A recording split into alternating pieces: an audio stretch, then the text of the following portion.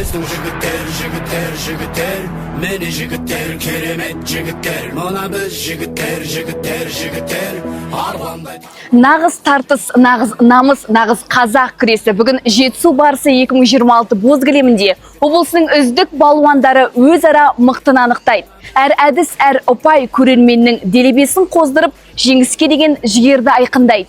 Кім өңірдің бас балуаны атанатынын алдағы белдесулер көрсетеді. Назардан тыс қалмаңыздар. Дәл осы алаңда нағыз қазақ күресін тамашалайсыздар.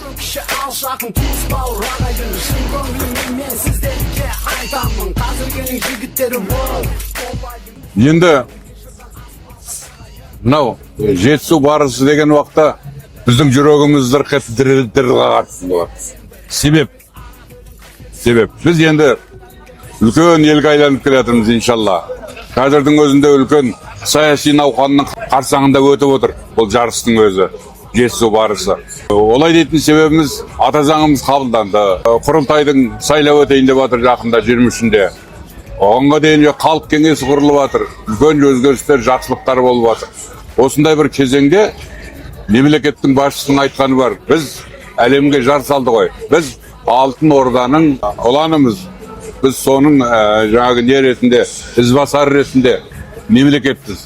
Сондықтан Алтын Орданың жаңағы ізбасар болғаннан кейін жерде бізде көп нәрсе жақсы болу керек. Осы өткен жылы ғана өздеріңіз білесіздер, неде Астанада түркілердің ойыны өтті. Қандай жоғарғы деңгейде 96 мемлекеттен соған жаңағы осы спортшылар келіп қатысты. Өте жақсы болды. Осының барлығы айланып келген уақытта біздің рухымызды, духымызды көтеру керек. Сондықтан мына Жетісу барысын көрген уақыттан бастап бұл қазақша күрес. Атамыз Қажымқан күрескен неткеніміз сол. Соны олимпиадалық ойындардың құрамына енгізсек деген түпкі ойымыз бар, шын айтқан ақса. Біз үлкен ақсақалдар осыны аңсаймыз. Шіркін-ай, сондайға болып бір уақытта олимпиадалық ойынның ішінде қазақша күрес, қазақша барыс жөніндегі сайыс болады деген әңгімені естісек, жүрегіміз жарылып кетер. Жастардың рухына рух қосайық, духын көтерейік.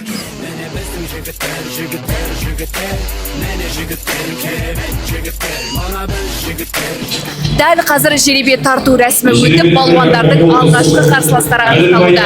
Әр спортшы үшін бұл кезек өте маңызды.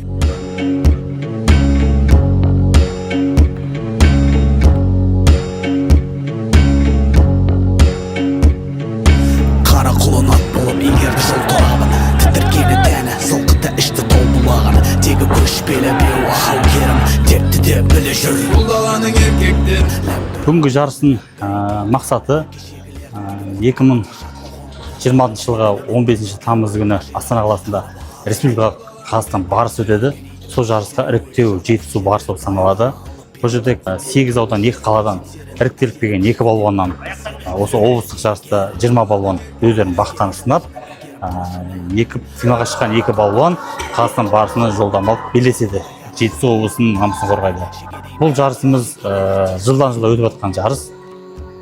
Бұл жерде биылғы ерекшелігі жас балуандар осындай ересек балуандардың арасынан қосылып 90 келі салмақтан жоғары балуандар белдесіп жатыр.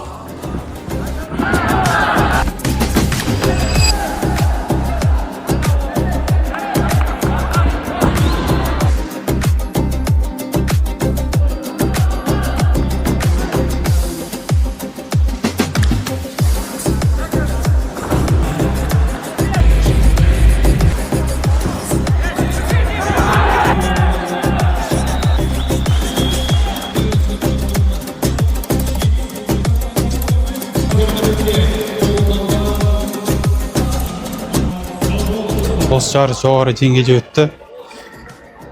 Қарсыласым өте мықты болды бәрі балуандар. Енді осы былтыр Садуақас Бекарыс деген бауырымызға финал ұтылған болым. Биыл есебін қайтарып, бұйырса екеуміз енді Қазақстан барысына барып, облыстың атағын қорғап ала берсін. Енді ең басты рахмет бас құрамыма, ауылдарыма, достарыма осы поддержка келіп, поддержка етіп, мені қолдап, соларға рахмет.